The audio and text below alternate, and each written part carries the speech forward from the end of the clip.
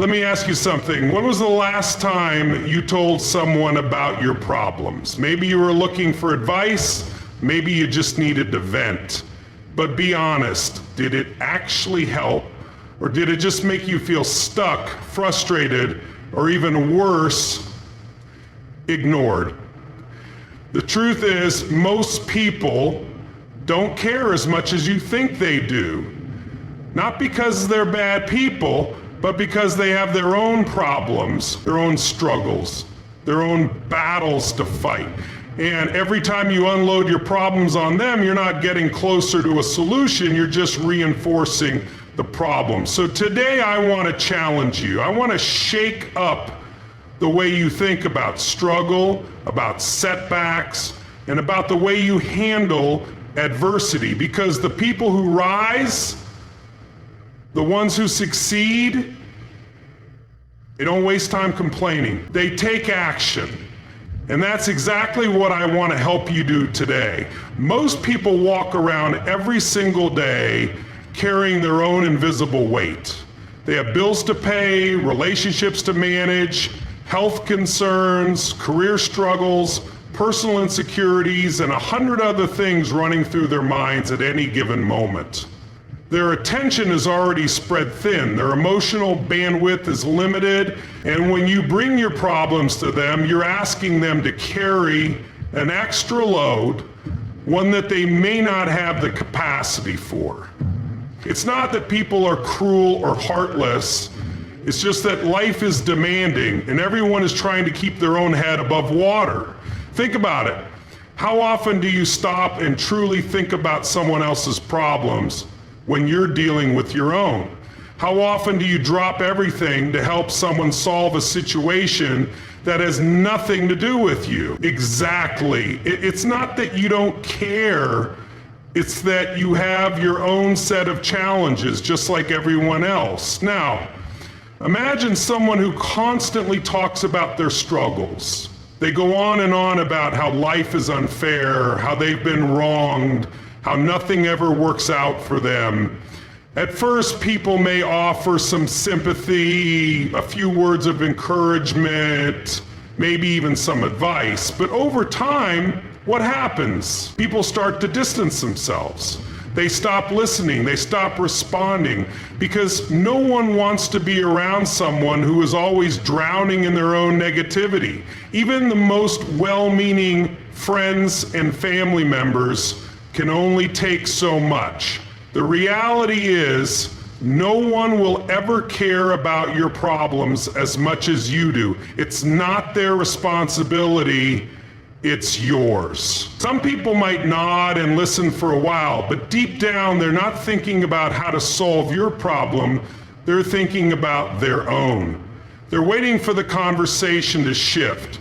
They're wondering how much longer they need to listen before they can get back to their own lives. And that's why talking about your problems to the wrong people is a waste of time. Instead of gaining support, you risk annoying, exhausting, or even pushing people away. Even if someone does listen, that doesn't mean they're invested. They might offer a few words of sympathy, but the moment the conversation ends, they go right back to focusing on themselves, because that's human nature. We are all the main characters in our own stories. Everyone is busy navigating their own struggles, making their own decisions, and figuring out their own next steps.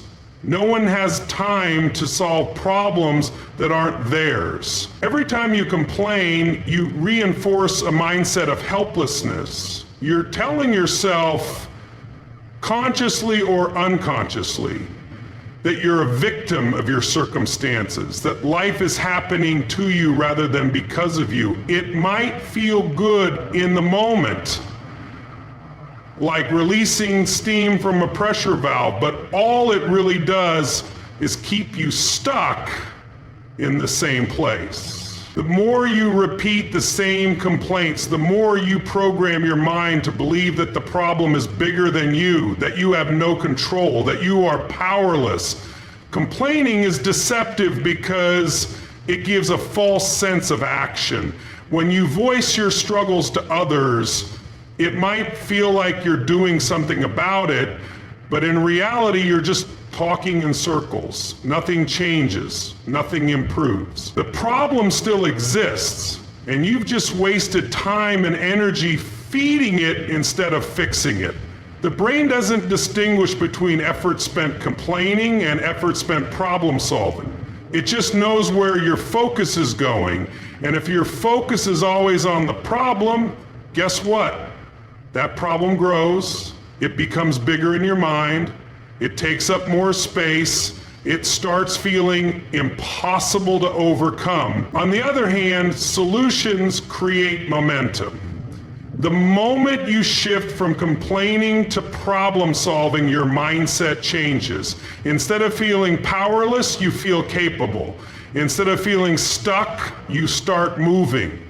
Solutions don't always come easily, but the simple act of searching for one gives you control, and control is what leads to change. When you stop focusing on the problem and start focusing on what can be done, you shift from being a victim of your circumstances to being the architect of your future. Think about the difference in energy between someone who constantly complains and someone who constantly takes action. One drains the room, the other inspires. One stays stuck in the same place for years, the other grows, adapts, and moves forward. People who get ahead in life aren't the ones who sit around talking about what's wrong. They're the ones who figure out how to fix it. They're the ones who refuse to give their power away to external circumstances. Because once you understand that every problem has a solution, or at the very least, a step forward, you stop wasting time complaining and start using that energy to build, to change, to progress. And here's the reality: complaining attracts more problems. When you tell yourself over and over that things are unfair, that you can't win, that life is against you, your mind starts looking for evidence to prove that story true. You start noticing more things to complain about. You start attracting people who also complain, who reinforce your negativity, who validate your struggles instead of pushing you to rise above them. Before you know it, you're surrounded by negativity, trapped in an endless loop of problems with no progress. But when you choose solutions, when you take ownership, when you decide to direct your energy toward actions instead of complaints, everything starts to shift. You train your brain to look for possibilities instead of limitations. You start seeing opportunities where before you only saw obstacles. You develop resilience, confidence, and the ability to face challenges head on. What you focus on expands. It's a simple concept, yet most people never realized just how much control they have over their own energy. The human brain is designed to seek out whatever it believes is most important, and what it believes is most important is determined by what you consistently focus on. If you constantly think about problems, obstacles, and what's going wrong in your life, your brain will start filtering the world in a way that reinforces those negative thoughts. You'll begin to notice even more reasons to feel frustrated, helpless, or stuck. On the other hand, if you train yourself to focus on solutions, opportunities, and progress, your brain will shift its filter and start looking for ways to move forward. Your energy is like a magnifying glass. It amplifies whatever you aim it at. If you wake up every day thinking about what's wrong, about why things aren't working out, about how unfair life is, your entire emotional state will reflect that negativity. Your body will feel heavier, your motivation will shrink, and your actions will mirror that low energy state. You'll hesitate, procrastinate, and find reasons why you can't move forward. But if you wake up and direct your focus towards something constructive, toward what you can do, toward the next step, toward even the smallest bit of progress, your energy will shift. You'll feel lighter, more capable, more willing to take action. Your body responds to the thoughts you feed it, and your actions are a direct reflection of your mental focus. Look at people who seem to be stuck in the same cycles year after year. The ones who always have an excuse, always talk about what's wrong, always blame circumstances outside their control. Their focus is locked onto everything that's not working, and because of that, they stay exactly where they are. Then look at the people who seem to thrive no matter what life throws at them. The ones who get up after every setback, who always seem to find a way forward, who refuse to stay down. They're not lucky, they're not immune to struggle. They've just trained their minds to focus on movement instead of stagnation, on growth instead of limitation. Your focus determines the story you tell yourself about your life. If you focus on the past, you'll feel stuck in regret. If you focus on the obstacles, you'll feel overwhelmed. If you focus on what's missing, you'll feel like you're always lacking something. But if you shift your focus, if you start looking at what's possible, at what you can create, at what's within your control, you start seeing life differently. Your energy lifts, your confidence grows, your ability to take action increases. Every single day, whether you realize it or not, you're making a choice about where your focus goes. And wherever that focus goes, your energy follows. If you let yourself dwell on negativity, you will feel drained. If you obsess over everything that could go wrong, you will feel paralyzed. If you keep replaying the same complaints in your mind, you will stay exactly where you are. But the moment you shift your focus, when you start directing your mind toward progress, toward improvement, toward what can be done, everything changes. Your energy becomes a force instead of a weight. You start creating momentum instead of waiting for it. You begin to take ownership instead of waiting for external circumstances to change. The mind is incredibly powerful, and it will prove you right in whatever you choose to focus on. If you believe things are hopeless, your mind will find evidence to support that belief. If you believe solutions exist, your mind will start searching for them. If you believe in your ability to change your circumstances, your brain will align itself with that vision and push you toward action. Whatever you give your attention to, you give power to. Whatever thoughts you feed, you strengthen. Whatever direction you set your mind in, your energy will follow and your life will reflect that focus. People are naturally drawn to strength. Whether it's physical, mental, or emotional, strength commands respect. It signals resilience, confidence, and the ability to overcome adversity. On the other hand, pity, especially self-pity, pushes people away. It creates an energy that drains, repels, and weakens your presence in the eyes of others. Nobody wants to be around someone who constantly plays the victim, who always finds something to complain about, who refuses to take control of their own circumstances. When you present yourself as someone who is constantly struggling, constantly looking for sympathy, constantly needing validation for your pain, people may offer a few words of encouragement at first. They may try to help in the beginning, but over time that sympathy turns into avoidance.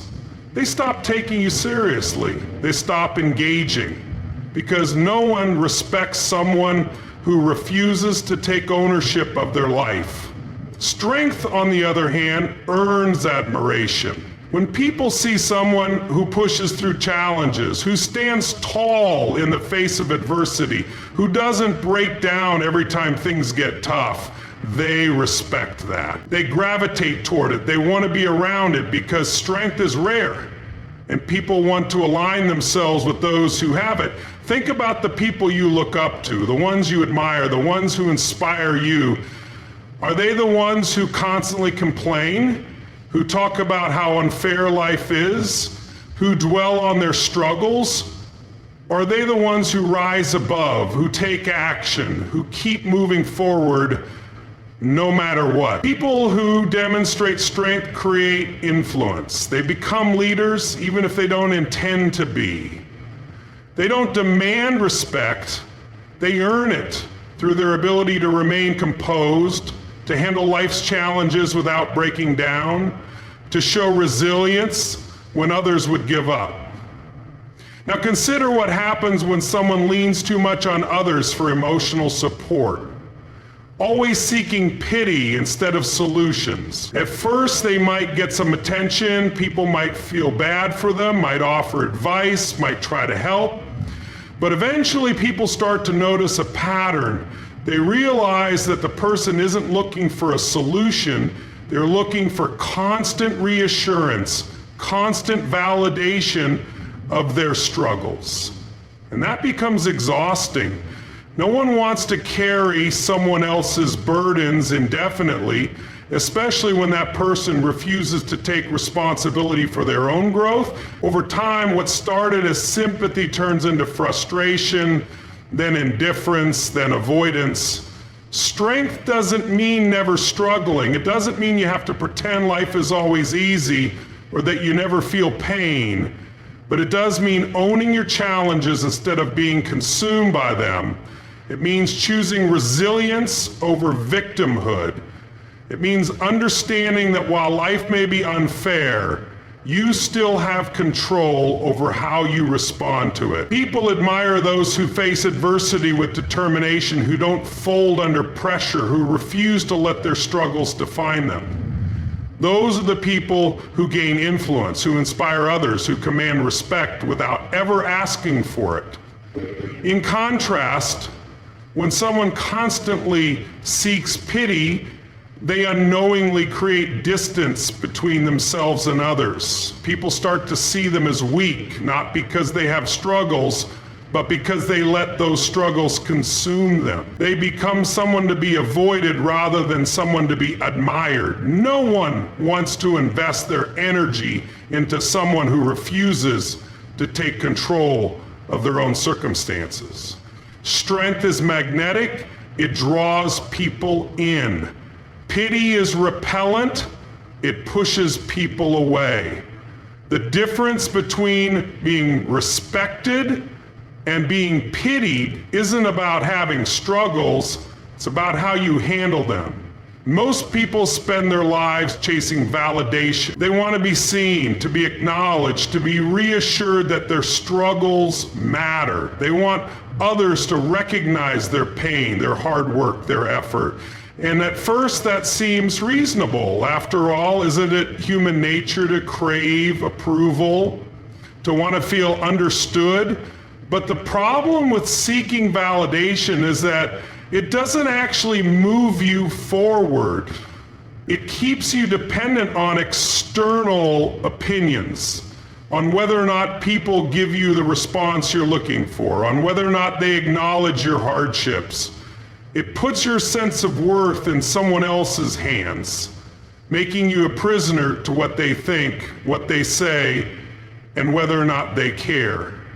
Growth, on the other hand, doesn't need validation. Growth is personal, it's internal. It's about becoming better, stronger, more capable, regardless of whether anyone is watching, regardless of whether anyone claps for you.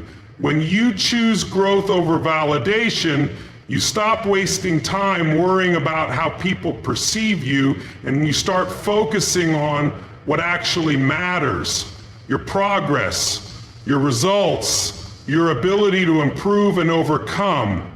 Validation is temporary, growth is permanent. One gives you a quick hit of approval but leaves you stuck in the same place. The other forces you to step outside your comfort zone, to push yourself, to embrace discomfort in the pursuit of something greater.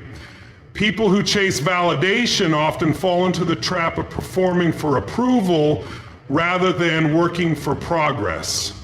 They start shaping their actions around what will get them the most recognition instead of what will actually make them better. They post their struggles on social media, looking for sympathy. They talk about their goals, but never take real steps toward achieving them because deep down they're more interested in how others perceive them than in actually changing. They get addicted to the feeling of being noticed, to the likes, to the comments, to the temporary sense of importance that comes from people acknowledging their efforts. But the problem is validation fades. The applause dies down, the attention moves on, and if you've built your confidence on external approval instead of real growth, you're left feeling empty, stuck, and constantly needing more. Growth is different. Growth doesn't care who's watching. It doesn't need an audience. It happens in silence, in the hours when no one is paying attention, in the moments when you're pushing through discomfort, through doubt, through setbacks. Growth requires sacrifice. It means choosing long-term success over short-term recognition, choosing discipline over applause, choosing progress over the illusion of progress. People who prioritize growth don't waste time explaining themselves. They don't need to justify their struggles, to seek approval, to make sure everyone knows how hard they're working. They just work. They improve. They let their results speak for themselves. Validation is seductive because it feels like progress. It gives you the illusion that you're accomplishing something just because people are acknowledging your struggle. But acknowledgement isn't action, sympathy isn't success, and if you spend too much time seeking approval, you'll never develop the resilience, the grit, the self-sufficiency that real growth requires. Growth doesn't happen when you're looking for people to recognize your pain. It happens when you decide that recognition doesn't matter, that your improvement is more important than whether or not anyone notices. The people who achieve the most in life are the ones who are willing to grow in the dark, who don't need an audience, who don't need reassurance every step of the way. They understand that growth is about becoming, not about being seen. They know that the only validation that truly matters is the kind that comes from knowing they are better today than they were yesterday, that they are evolving, that they are building something real instead of just performing for approval. Validation fades. Growth lasts. And the moment you stop seeking validation, you free yourself to actually become the person you were meant to be. At the end of the day, talking about your problems doesn't solve them, action does. Complaining weakens you while solutions empower you. Seeking pity repels people while strength earns respect. Energy flows where focus goes. And if you keep pouring your energy into what's wrong, you'll never create what's right. Growth comes from taking responsibility, from shifting your mindset, from refusing to let your struggles define you. Life will test you, it will throw challenges your way, it will push you to your limits. But every time you face adversity, you have a choice. You can dwell on it, seek validation, and hope someone saves you, or you can rise, take control, and build the strength to save yourself. So stop telling people your problems. Stop waiting for sympathy. Stop looking for validation. Take ownership. Take action, because the only way forward, the only way to create the life you want